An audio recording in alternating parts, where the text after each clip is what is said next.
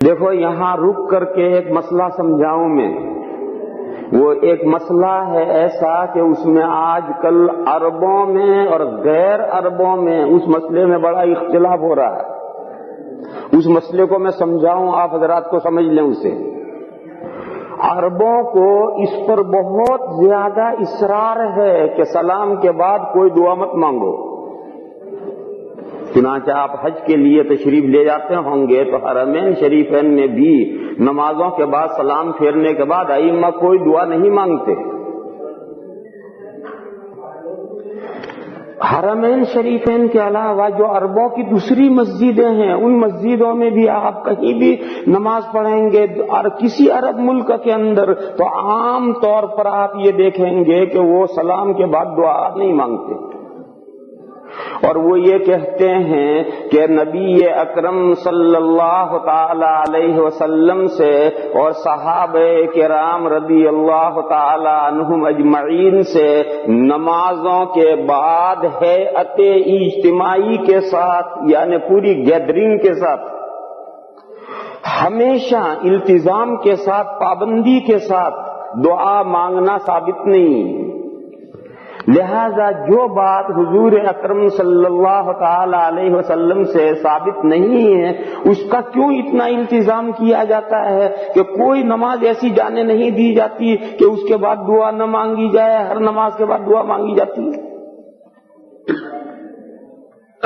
یہ ان عرب بھائیوں کی دلیل ہے اور آپ حضرات نے بھی سنی ہوگی، کوئی میں نئی بات نہیں بتلا رہا، آپ حضرات نے ان حضرات کی یہ دلیلیں سب سنی ہوں گی. دوسری طرف مسلمانوں کے درمیان میں جو 4 فقہیں رائج ہیں اور مسلمانوں کی بڑی اکثریت یعنی 90% جن 4 اسکول آف تھاٹس کا فالو کرتی ہے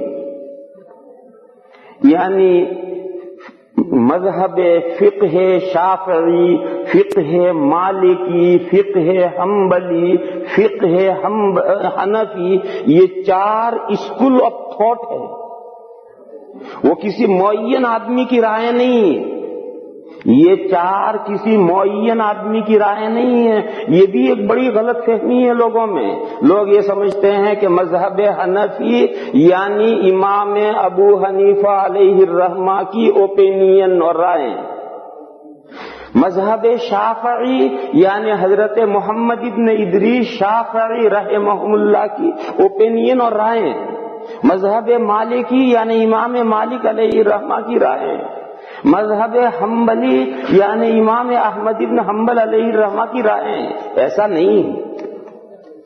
نہیں ہے. جو لوگ ایسا سمجھتے ہیں وہ غلطی پر ہیں اور وہ اس کی حقیقت سے بے خبر ہیں، واقف نہیں ہیں. میں آپ حضرات زیادہ تر حنفی ہیں، یہاں جو حضرات تشریف فرمائے ہیں زیادہ تر حنفی ہیں.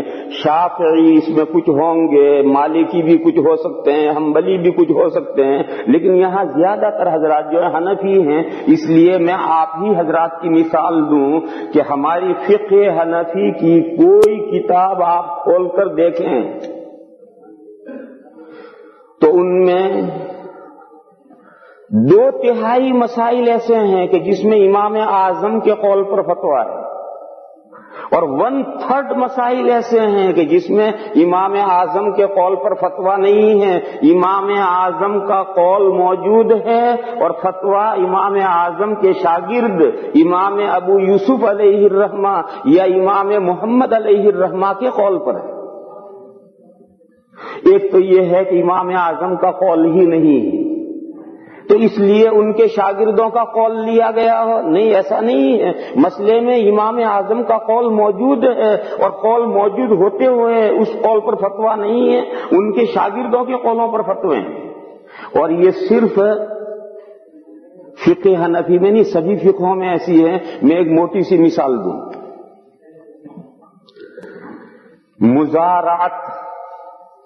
مزارعت کے معنی ہیں اپنی زمین کسی کو بٹائی پر دینا.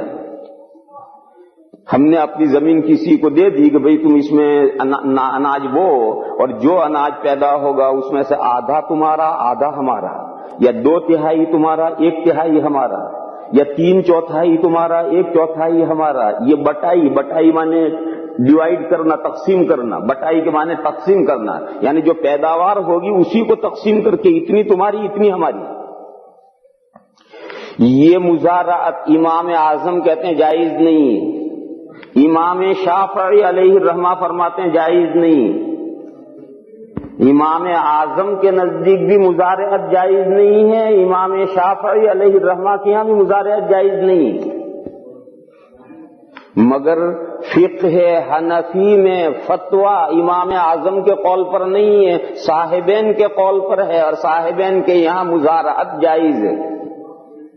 اور امام شافعی علیہ الرحمہ کی فقہ میں امام شافعی علیہ الرحمہ کے قول پر فتویٰ نہیں ہے، بلکہ ان کے ایک شاگرد ہیں بویتی رحمت اللہ علیہ. امام شافعی علیہ الرحمہ کے شاگرد ہیں بویتی. تو میں یہ کہہ رہا تھا کہ بویتی رحمت اللہ علیہ جو امام شافعی علیہ الرحمہ کے شاگرد ہیں انہوں نے اسے جائز کہا. اب بعد کے جو احناف آئے اور بعد کے جو فقہا آئے انہوں نے قرآن و حدیث کو سامنے رکھ کر کے ان اقوال کو تولا کہ کس کا قول قرآن و حدیث سے مدلل ہے. تو فقہ حنفی میں قرآن و حدیث سے زیادہ مؤید اور مبرہن اور مدلل قول امام صاحبین رحمہم اللہ کا نکلا. تو حنفی تمام دنیا کے احناف نے اس مسئلے میں امام اعظم کے قول پر فتویٰ نہیں دیا، صاحبین کے قول پر فتویٰ دیا. اسی طرح حضرات شوافی جو بعد میں شوافی آئے انہوں نے بھی اس مسئلے پر غور کیا کہ قرآن و حدیث سے کس کا قول زیادہ مبرہن ہے اور مؤید ہے. تو ان کے غور کرنے کے بعد یہ نتیجہ نکلا کہ امام شافعی علیہ الرحمہ کی جو شاگرد بویتی رحمت اللہ علیہ ہیں ان کا قول قرآن و حدیث سے زیادہ مدلل ہے اور زیادہ نزدیک ہے. تو شوافی نے بھی امام شافعی علیہ الرحمہ کے قول پر فتویٰ دیا. یہ ایک ایگزامپل ہے، ایک مثال ہے. یہ مثال آپ حضرات کے لیے یہ بات سمجھنے کے لیے کافی ہے کہ فقہ حنفی میں امام ابو حنیفہ علیہ الرحمہ ہی کی رائوں اور اقوال پر سارے فقہ کے مسئلوں میں فتوے نہیں، بلکہ فقہ حنفی یہ قرآن و حدیث کے سمجھنے کا ایک انداز ہے اور ایک طریقہ ہے. اس کے پرنسپلز ہیں جو اصول فقہ کہلاتے ہیں، اور اس پرنسپل کے سامنے رکھ کر کے قرآن و حدیث کو ایک خاص نہج پر سوچا جاتا ہے، سمجھا جاتا ہے. اسی طریقے پر امام شافعی علیہ الرحمہ اور شوافی کی اصول فقہ الگ ہے، ان کے پرنسپلز الگ ہیں. مالکی فقہ اور ان کے پرنسپلز الگ ہیں. حنبلی فقہ اور ان کے پرنسپلز الگ ہیں. لہذا یہ چاروں جو فقہ ہیں یہ اسکول آف تھاٹ ہے، یہ معین آدمی کی رائوں کا فالو نہیں. لہذا جو لوگ یہ سمجھتے ہیں کہ تقلید شخصی یعنی ایک ہی آدمی کے پیچھے کیوں چلا جائے، یہاں ذہن صاف کر لینا چاہیے کہ مسئلہ ایک آدمی کے پیچھے چلنے کا نہیں، ایک مکتب فکر کے فالو کرنے کا ہے اور ایک خاص مکتب فکر کے تحت میں چلنے کا ہے. مکتب فکر بہت ہیں، جتنے انسان ہیں اتنے مکتب فکر ہیں. دیکھو دنیا میں مکتب فکر بہت ہیں، سوچنے کے انداز بہت ہیں. جتنے دنیا میں انسان ہیں اتنے مکتب فکر ہیں، اور پہلے بہت سے مجتہدین گزرے اور ان بہت سے مجتہدین کے الگ الگ مکتب فکر تھے. لیکن آہستہ آہستہ ان مکتب فکر کے ماننے والے ختم ہو گئے اور ان 4 مکتب فکر کے ماننے والے آج دنیا میں ہیں. تو اس وقت دنیا میں جو زیادہ تعداد ہے وہ ان 4 مکاتب فکر کا فالو کرتی ہے. ان چاروں فقہوں کی کتابوں میں یہ مسئلہ لکھا ہے.